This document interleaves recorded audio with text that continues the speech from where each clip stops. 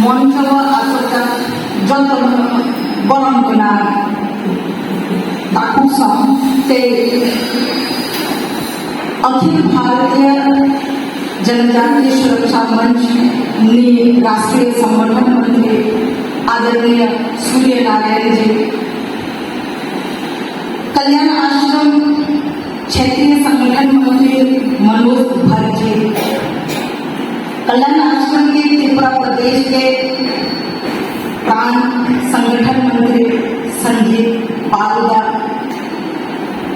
हमारे बीच उपस्थित है फुलमय दीदी पूर्णिमा दक्षिण आसाम, त्रिपुरा प्रदेश में कल्याण आश्रम में अध्यक्ष सचिव कोषाध्यक्ष ते कल्याण आश्रम में जो तो डिस्ट्रिक्ट कन्वेनर कार्यकर्ता जतन आम आणि बुखाबिसिनी हामबाई ते पूर्णिमा मिया निचली तिनी जोला जिनको कैसा गंभीर विषय होते हुए आचुले जो तो कौन बड़ा खुशी होता है कौन बड़ा कंफर्टेबल है ना हिंदी पैसा में बांग्ला इंग्लिश ब्रोकन में इंग्लिश पैसा में ना हिंदी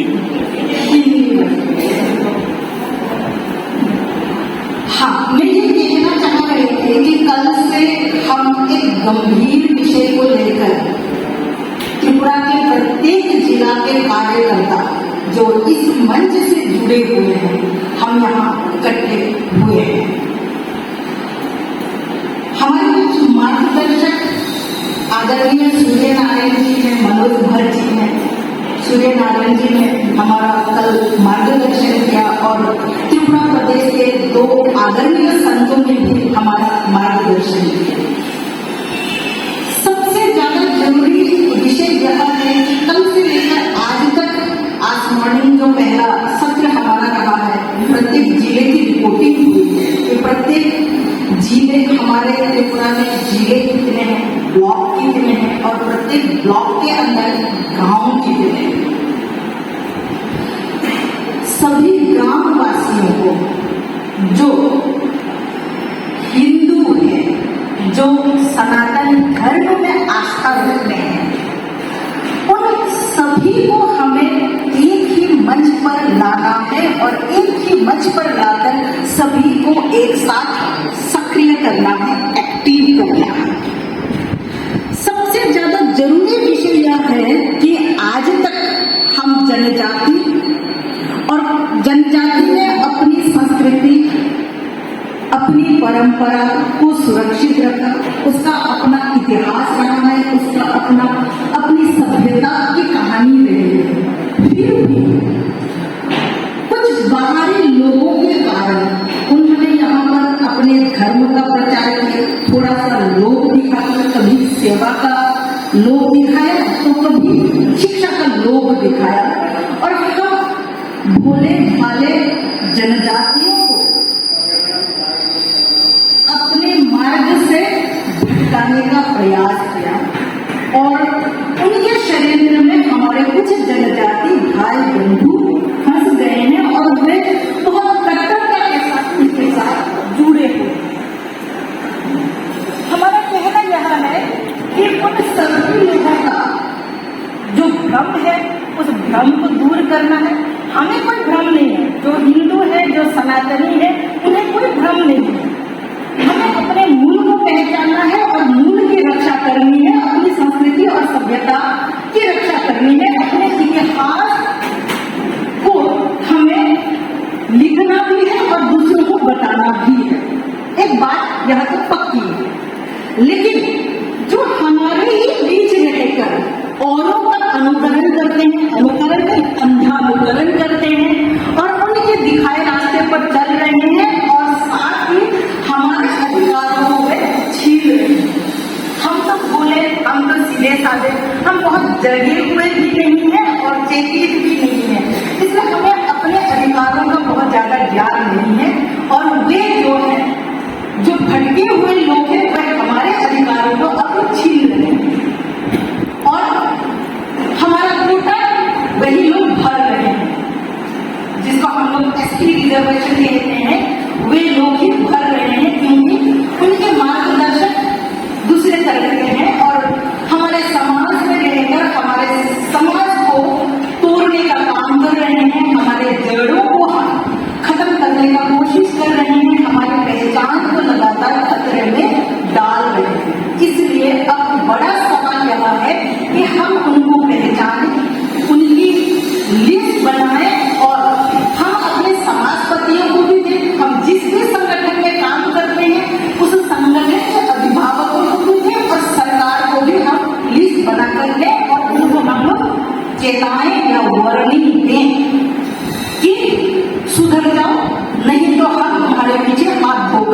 पीछे पड़ जाएंगे।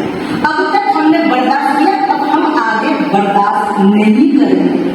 अपने इसी ताकत को दिखाने के लिए कल हम लोगों ने बैठक की और बैठक के बाद जिला स्तर पर भी हम लोगों ने बैठकें की। अंतिम सत्र जो कल शाम की रही है और उसमें हमने तय किया है कि हम दिसंबर में एक बड़ी रैली निकालेंगे, अपनी शक्ति का प्रदर्शन करेंगे और उस शक्ति प्रदर्शन के माध्यम से जो वाजिब मुद्दे हैं, एजेंडा है, उसको हम समाज के सामने भी रखेंगे और समाज और देश के अधिकारियों के सामने या कहें राज्य के अधिकारियों के सामने भी हम लोग प्रस्तुत करेंगे।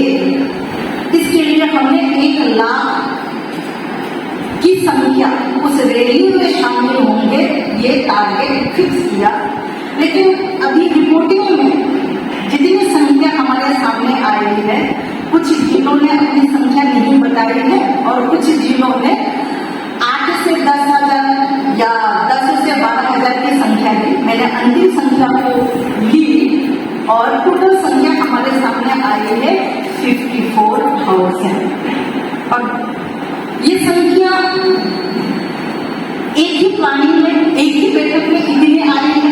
हम बार बार बैठेंगे तो मुझे लगता है हम 2 लाख का टारगेट ले सकते हैं और हमारा टारगेट 2 लाख का भी होना चाहिए। और 2 लाख की संख्या निकालने के लिए हमें क्या करना है, जो बहुत जरूरी है। आज से लेकर जब तक हमारी रैली नहीं हो जाती है, बड़ा आयोजन, बड़ा कार्यक्रम हम नहीं कर पाते हैं, मित्रों, साथियों, भाई बहनों, हमको केवल जगना है, सोना है। हमारे स्वामी आदरणीय विवेकानंद जी युवाओं को संबोधित करते हुए और सनातन धर्मावलंबियों को संबोधित करते हुए कहा करते थे कि उठो, जागो और जब तक लक्ष्य की प्राप्ति न हो तब तक हमें कार्यरत रहना है 24 घंटे। और जितने भी 8 पहर होते हैं हमें केवल काम करना है। ग्राम, ब्लॉक, जिला, इन 3 स्तर पर हमको कमेटी, समिति, जो भी शब्द आप लेते हैं, युवाओं को लेते हुए, महिलाओं को लेते हुए, समाज के प्रत्येक तबके के लोगों को साथ में लेते हुए हमें समिति बनानी है और सभी समिति के कार्यकर्ताओं को सक्रिय होना है, एक्टिव होना है। यही हमारा टारगेट होना चाहिए। और इन्हीं बिंदुओं के बीच, इन्हीं चर्चाओं के बीच आप कईयों ने अपनी अपनी समस्याएं, जिला स्तर के बैठकों में कुछ समस्याएं आई जरूर और जिसको आपने हम सब के साथ शेयर किया। 2-3 जो बातें हैं, आपने कहा कि जनजाति शब्द से कुछ लोगों को समस्याएं हैं। आपने कहा राजनीतिज्ञों, पॉलिटिशियंस का साथ नहीं मिलता है, आपने ये कहा। आपने कहा रुपये पैसे की थोड़ी सी समस्याएं हैं और आपने कहा ईसाइयों द्वारा कई सवाल किए जाते। टोटल 4 समस्याएं जो मैंने आपको सुना उसके तहत। पहली बात, जनजाति शब्दों से जिन लोगों को प्रॉब्लम है, समस्याएं हैं, उनको सीधी सी बात, हमारे भारतीय संविधान का जब ड्राफ्ट बना 1950 में जब ये लागू हुआ तभी यह शब्द तो उसी चैप्टर में जोड़ दिया गया था। शेड्यूल कास्ट, शेड्यूल ट्राइब, अनुसूचित जाति और अनुसूचित जनजाति। तो जो जनजाति शब्द का प्रयोग हम कर रहे हैं, लोग इसे कई पार्टी या कुछ संगठन से जोड़कर देख रहे हैं, उन्हें बताने की बारी अब हमारी है। यह शब्द हमने कहीं से नहीं लिया है, संविधान में ही लिखा गया है। और वो संविधान जब बन रहा था तब तो कोई बीजेपी पार्टी नहीं थी, संगठन का कोई व्यक्ति वहां पर उंगली नहीं कर रहा था कि यही शब्द लिखना चाहिए। वो तो हमारे भारत के दार्शनिकों ने, चिंतकों ने, विचारकों ने समाज निर्माण के लिए, देश निर्माण के लिए, राष्ट्र का पुनर्निर्माण के लिए जब वो चिंतन कर रहे थे, मनन कर रहे थे, उन्हें जो उचित शब्द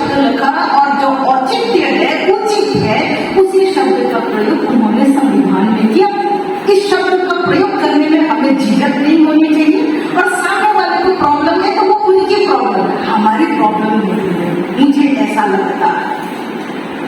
ये तो एक बात हुई। दूसरी बात, अर्थ की प्रॉब्लम, कुछ फिनेंशियल प्रॉब्लम की बात आप लोगों ने कही। हम लोग मानते हैं हम सामान्य जनता है, जनसाधारण है। कुछ समस्याएं खासतौर से फाइनेंशियल को लेकर, अर्थ को लेकर रहती है, लेकिन हमारे ऋषि मुनियों की ओर आप लोग थोड़ा सा अपना ध्यान आकर्षित करके देखिए। हमारे ऋषि मुनि जीवन का कठोरतम तप करके, साधना करके, जंगलों में रहकर, पहाड़ों में रहकर, कंदराओं गुफाओं में, पहाड़ों की गुफाओं में रहकर जो साधना की, उन्होंने तो जीवन का कोई सुख नहीं होगा, कोई सामाजिक सुख सुविधाओं को प्राप्त नहीं किया, लेकिन समाज के लिए, समुदाय के लिए, राष्ट्र उत्थान के लिए उन्होंने साधना की और साधना के बाद जो मूल्य हमें दिया, जिसे आज हम सनातन धर्म कहते हैं, सनातन आस्था कहते हैं, हिंदू आस्था कहते हैं, उन्होंने तो कोई पैसा खर्च नहीं किया अपनी परंपराओं की रक्षा करने के लिए, अपनी साधना को कठोर से कठोर स्तर तक पहुंचाने के लिए। उन्होंने तो जीवन का कोई सुख नहीं होगा, तो क्या हम 2 किलोमीटर पैदल चलकर, 2 किलोमीटर बाइक में बैठकर, साइकिल में बैठकर हम नहीं कर सकते?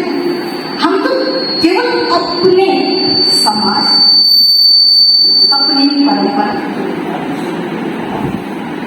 अपनी संस्कृति की रक्षा का प्रयास हम लोग तो कर रहे हैं, तो थोड़ा सा सुविधा का त्याग क्या हम नहीं कर सकते? मुझे लगता है हम जरूर कर सकते हैं। हम जनजातियों की तो कहानी रही है, मेहनत की कहानी रही है, पहाड़ों पर चढ़ाई की कहानी रही है। कई किलोमीटर तक हमारे माताएं, हमारे दादी दादा, हमारे दादा हजारों किलोमीटर की यात्रा करके एक पानी का घड़ा भरने के लिए हम कितने किलोमीटर आगे जाते थे, सुबह जाते थे, शाम जाते थे, फिर पहाड़ों की चढ़ाई करके झूम खेती किया करते थे। हमने अपने पूर्वजों की परंपरा को कैसे भूला? थोड़ी सी सुख सुविधा हमारे जीवन में क्या आ गए, हमें केवल सुख दिखाई देता है, त्याग दिखाई नहीं देता है। पर अब हम लोग आह्वान करते हैं एक दूसरे से कि हमें खुद की रक्षा करनी है, खुद की संस्कृति, खुद के धर्म की रक्षा करनी है।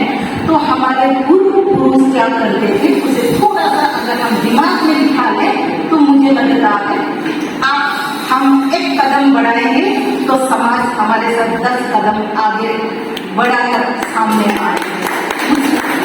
मुझे लगता है शुरुआती काम है, अन्य प्रदेशों में बहुत पहले से काम शुरू हो गया है, अपने प्रदेश में ये थोड़ा सा नया नया लग रहा है।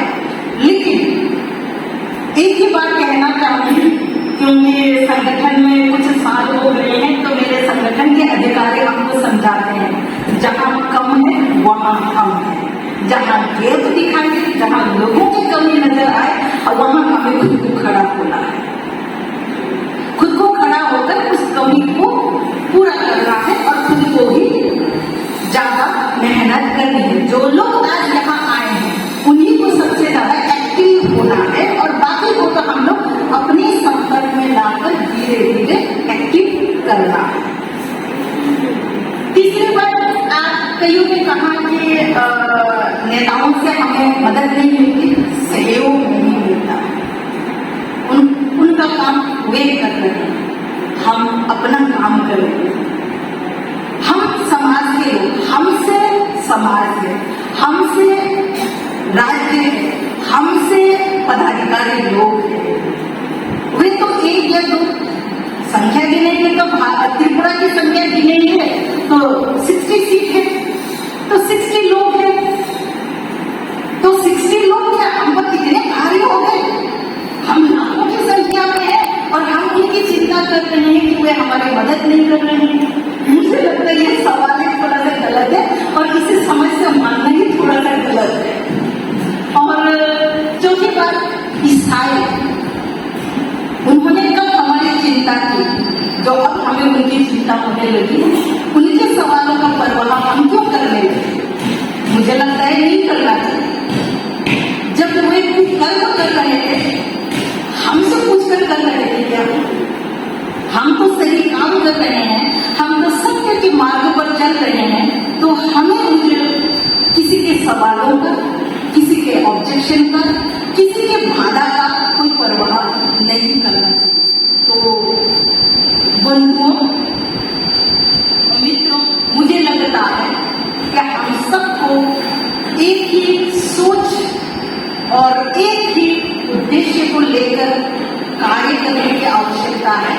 हमारी बहुत अच्छी संख्या है, समाज हमारे साथ है, देश हमारे साथ है, केवल एक कदम हमें आगे बढ़ने की, और हम बढ़ाएंगे, सब मिलकर बढ़ाएंगे और उद्देश्य को हम लोग पूरा करेंगे और अपनी आवाज जो है पूरे देश और पूरे राष्ट्र, अंतर्राष्ट्र तक पहुंचाएंगे और हम खुद की रक्षा, खुद के धर्म की रक्षा और हमारा जो अधिकार है उन्हें भी हम प्राप्त करेंगे।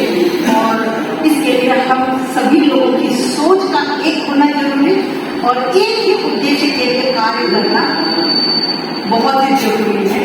इन्हीं शब्दों के साथ मैं अपनी बात यही खत्म करती हूँ। आप सबने मुझे सुना, समय दिया, इसके लिए आप सबका जलाई